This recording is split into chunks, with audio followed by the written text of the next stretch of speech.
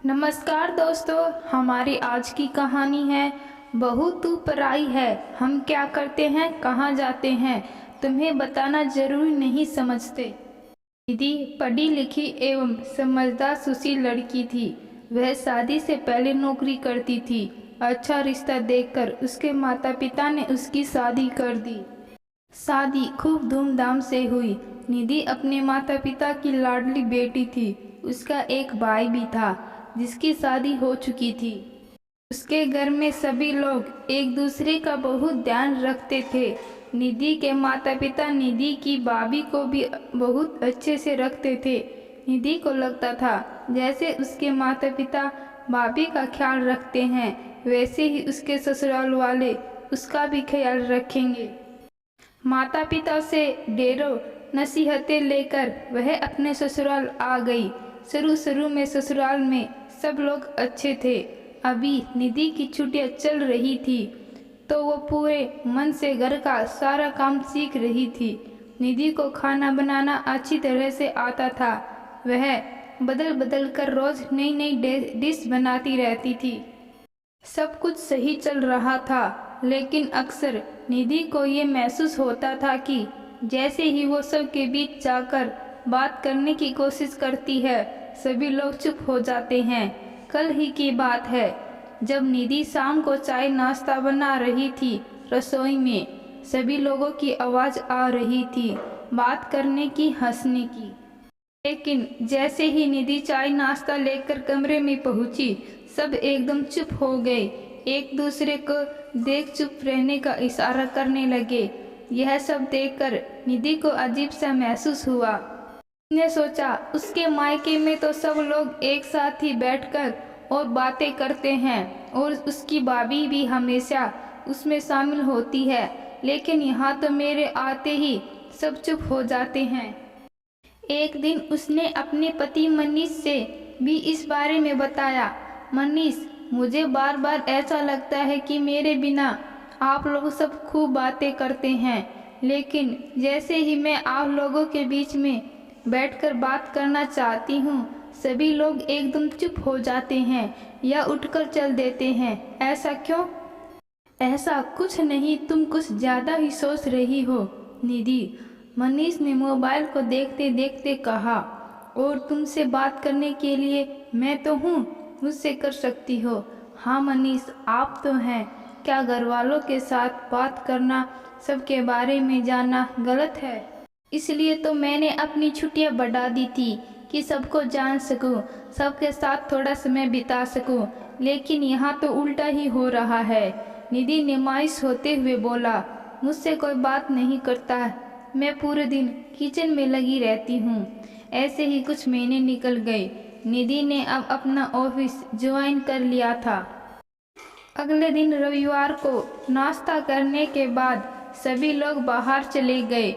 सासू माँ ने निधि से बोला कि तुम खाना बना के रख लेना, हम लोग खाने के टाइम तक आ जाएंगे। लेकिन सासू माँ, आप लोग किस काम के लिए जा रहे हैं? थोड़ा काम है, अब हर चीज़ तुम्हें बताई जाएंगी क्या?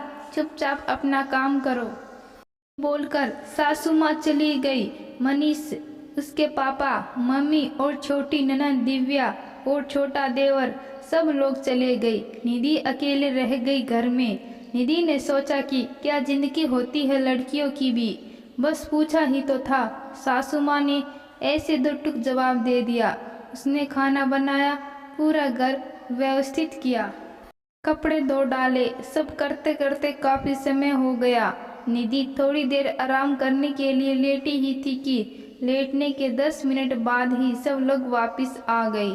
सभी लोग बहुत प्रसन्न दिख रहे थे। सबने खाना खाया और आराम करने अपने अपने रूम में चले गए। निधि भी किचन का सारा काम निपटा कर सारा थोड़ी देर आराम करने के लिए अपने कमरे में चली गई। शाम को निधि के पास उसकी दोस्त अर्चना का फ़ोन आया। अर्चना से उसे ऐसी खबर मिली कि उसका मन दुखी हो गया। अर्चना ने बताया कि निधि के ससुराल वाले अपने छोटे बेटे के लिए लड़की देखने गए थे। ये सुन के निधि को अजीब लगा। निधि ने अर्चना से बोली, अरे नहीं अर्चना, तुम्हें धोखा हुआ होगा। ऐसा हो ही नहीं सकता। मेरे घर वाले मुझसे इतनी बड़ी बात नहीं छुपा सकते। अर्चना ने बोला, निधि तू मेरी बात सुन, मैं तुझे बचपन से ही जानती हूँ। तुझे शुरू से ही सब लोग अच्छे ही लगते हैं क्योंकि तेरा दिल साफ है। मुझे भी ये बात बताते हुए अच्छा नहीं लग रहा, लेकिन वो जिस लड़की को देखने आए थे उसकी माँ मेरी सोसाइटी में ही रहती है। आसपास घर होने के कारण उसकी माँ ने मुझे भी बुलाया था और मैं तो कभी तुम्हारे घर वालों से मिली नहीं, तो मैंने उन्हें कैसे पहचाना। तू यही सोच रही है ना? तो सुन, फेसबुक में तेरे साथ तेरे हस्बैंड की फ़ोटो देखी थी मैंने, क्योंकि तेरी शादी में मैं नहीं आ पाई थी। मेरी सासू माँ की तबीयत खराब थी, इस कारण मुझे उनके पास रुकना पड़ा था। दिवाली पर तुम्हें अपने फ़ोन के व्हाट्सएप स्टेटस पर पूरी फैमिली की फ़ोटो डाली थी, तभी मैं सब पहचान गई, लेकिन उनके सामने मैंने कुछ जाहिर नहीं किया। मुझे लगा शायद तेरी तबीयत सही न होने की वजह से तू इस शुभ अवसर में शामिल नहीं हुई।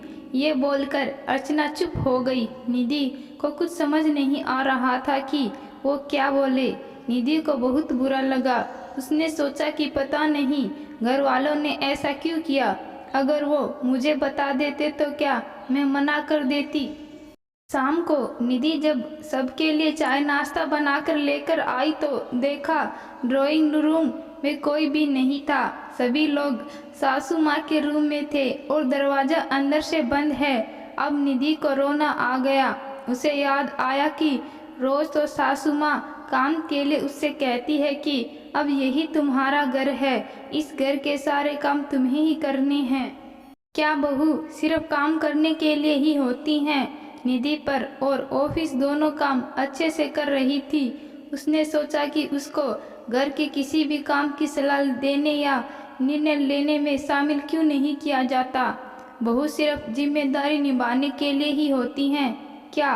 बहू को बार बार ये एहसास क्यों दिलाया जाता है कि वो दूसरे घर से आई है। इस घर में किसी मुद्दे पर बात करने बोलने का हक बहू को नहीं है। दुखी मन से उसने सबको चाय के लिए आवाज़ लगाई। सब लोग आए, चाय पीने लगे। जहाँ निधि अभी तक सबके साथ समय बिताना चाहती थी, वही आज उसे सबके बीच में अजीब लग रहा था, जैसे कोई अजनबी हो। उसे बहुत दुख हो रहा था। ऐसा होते काफ़ी दिन हो चुके थे। कुछ दिन बाद निधि की सासू माँ ने बोला कि निधि के देवर विवेक के लिए एक रिश्ता आया है। हमें तो सब कुछ सही लग रहा है, लड़की की पढ़ाई, उसके घर वालों का नेचर, सब कुछ ठीक है, लेकिन लड़की वाले बार बार बोल रहे हैं कि एक बार आप लड़की देख लीजिए। लेकिन मैं सोचती हूँ कि अब लड़की क्या देखना, विवेक ने भी मेरी पसंद में ही अपनी खुशी बताई है, इसलिए हम लोग लड़की नहीं देखना चाहते, सीधे रिंग सेरेमनी में ही लड़की देखेंगे। इतना बोल के सासू माँ चुप हो गई।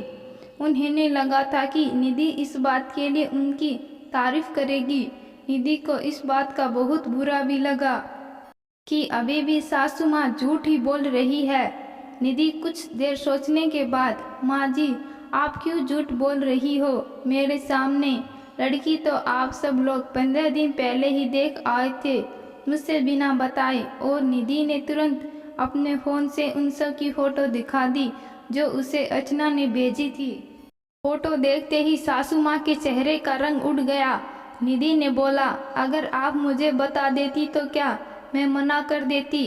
अरे अब तो ये मेरा भी परिवार है। आप सब लोग रूम बंद करके बात करते हैं, मैं बाहर खड़ी होकर सोचती हूँ कि आखिर मेरी गलती क्या है।